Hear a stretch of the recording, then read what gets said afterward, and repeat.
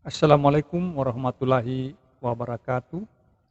Jumpa lagi dengan saya. Pada video kali ini saya akan mencoba menjawab pertanyaan terkait Bangka Wassalamata yang dipakai oleh Sufi Buton dalam melakukan perjalanan ke Mekah Al-Mukarramah. Saudara-saudara mengenai LAU, begitu banyaknya pro kontra tentang perahu ini. Ada yang mengatakan bahwa perahu ini ada di salah satu tempat di daerah Buton, sehingga memunculkan perdebatan tentang keberadaannya. Di sini saya akan berbagi pengalaman baca terkait Bangka Wassalamata ini. Pada buku Kitab Kuning Pesantren dan Tarekat karangan Martin van Bernesen, di sana ada judul Mencari Ilmu dan Pahala di Tanah Suci. Orang Nusantara naik haji di halaman 41. Di antaranya saudara-saudara, di situ ditulis Sunan Gunung Jati naik haji bersama dengan anaknya.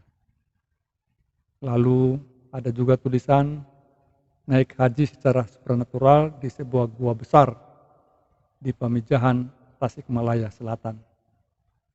Lalu ada juga salah satu pusat penyebaran tarekat Sataria di Pulau Jawa. Para juru kuncinya menunjukkan sebuah lorong yang sempit yang konon dilalui oleh Syekh Abdul Muhi untuk pergi ke Mekah setiap Jumat. Lalu ada juga tulisan di Cibulakan, Pandeglang, Banten, ada sumur yang konon berhubungan dengan sumur Zam-Zam di Mekah. Dan menurut riwayat ini, Maulana Mansur, seorang wali lokal yang dimakamkan di Cikaduen, pulang dari Mekah melalui Zam-Zam dan muncul di sumur ini. Luar biasa, guys. Jadi ini tentunya akan menambah wawasan kita, khususnya terkait dengan Bangka Wassalamata ini. Di sini dituliskan bahwa haji mereka bukanlah perjalanan biasa dengan naik perahu dan sebagainya, tapi mereka sebagai wali mencapai Mekah dengan cara lain. Sulit diungkapkan selintas atau tak patut diungkapkan. Rahasia katanya, guys. Oke, sebenarnya kalau kita melihat secara cermat tulisan ini, maka kita akan menemukan jawaban. Ya, namun karena ini rahasia maka cukup dipahami, saudara-saudara. Di sini ada istilah gua, lorong yang sempit, lalu sumur. Dan di Buton memakai istilah bangka atau perahu.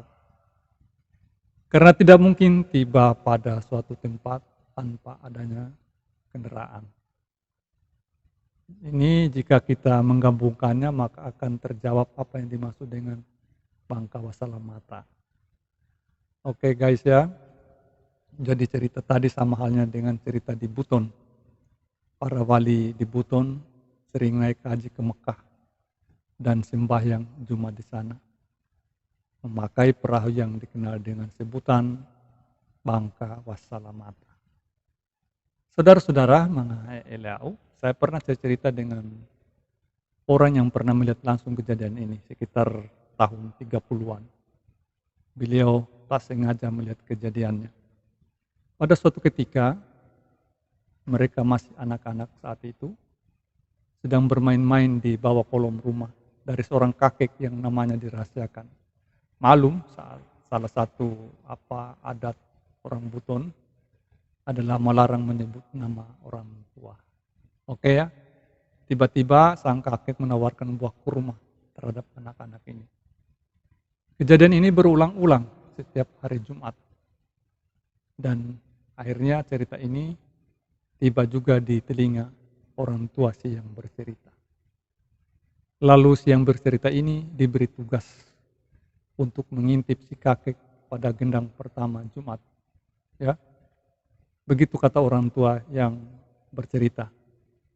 Lalu mereka mengintip lewat celah-celah lubang anyaman bambu itu. Dan apa yang terjadi? Luar biasa, guys. Coba perhatikan cerita dari syair Hamzah Fansuri. di buku ini ya. Hamzah Fansuri ini merupakan tokoh ya, salah satu penyair di kalangan sufi. Hamzah Fansuri ini telah naik haji dan dengan menunaikan kewajiban ini ia berharap menemukan Tuhan. Tetapi untuk mencapai tujuan ini ternyata perjalanan lahir di Mekah tidak cukup. Ya, coba perhatikan syair di bait terakhir. Dia menyebut Hamzah Fansuri di dalam Mekah mencari Tuhan di Bait Al-Ka'bah. Di Barus ke Kudus terlalu payah dan akhirnya dapat di dalam rumah. Wow, luar biasa guys. Oke, jadi inti dari cerita-cerita di atas dapat ditarik kesimpulan bahwa perahu yang dipakai leluhur Buton dalam sembahyang ke Mekah atau Ternate bukanlah fisik atau material, melainkan kendaraan gaib. Saya mencoba menafsirkannya arti bangka. Bangka artinya perahu sebagai wadah atau tempat untuk menumpang. Jadi tadi telah disinggung bahwa perahu mereka ini bukanlah perahu biasa. Menurutnya ini tak pantas untuk diucapkan. Oke ya, coba jawab pertanyaan berikut. Ini ajaran leluhur Buton. Ende bangkanui eno soo tadi di dunia anak. Artinya menumpang di perahunya siapakah sehingga Anda terlahir di dunia ini? Pertanyaannya ini sering kali kita dengar pada zaman dahulu, namun sekarang tidak lagi. Ada juga pertanyaan yang mirip namun berbeda jawabannya. Ende bangkano ye eno so i dunia ana. Artinya menumpang perahunya siapakah Anda di dunia ini? Tentu ini bukanlah perahu seperti yang kita lihat hari-hari ini. Oke guys ya, lalu salam mata. Salam mata itu artinya cahaya kuning. Jadi jangan menafsirkannya dengan salah mata. Memang secara kebetulan tidak dilihat oleh mata, tetapi dalam tasawuf tidak diartikan seperti itu. Jadi wasalam mata ini artinya tumpangan, ya, cahaya kuning. Siapa dia? Nah ini tentunya perlu pemahaman-pemahaman khusus. Jadi saya ulangi lagi, ini bangkanya nusuk di dunia. Artinya menumpang di perahunya. Siapakah engkau terlahir di dunia ini? Tentu menumpang di perahu. Titik-titik. Oke, lancang kuning. Yaitu ada lagu lancang kuning berlayar malam. Nah, oke. Nah, ini pemahaman tasawuf bosku. Di Buton ajaran tasawuf ini dipakai sebagai undang-undang. Hanya itu semua cerita-cerita yang ada di Buton berbau tasawuf. Maka kita selaku generasinya berkewajiban menjaga dan melestarikannya. Tentunya dengan cara belajar, mengenali dan memahaminya.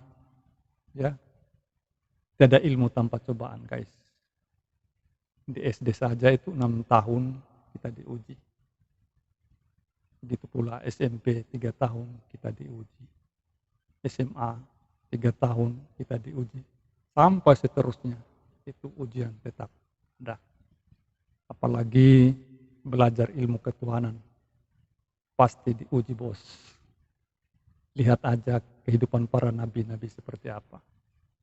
Tetapi itulah hamba. Mau tidak mau harus mau. Oke? Jadi intinya sesuatu yang gaib bisa dimaterialkan, sedangkan sesuatu yang material atau berfisik nyata tidak dapat digaibkan.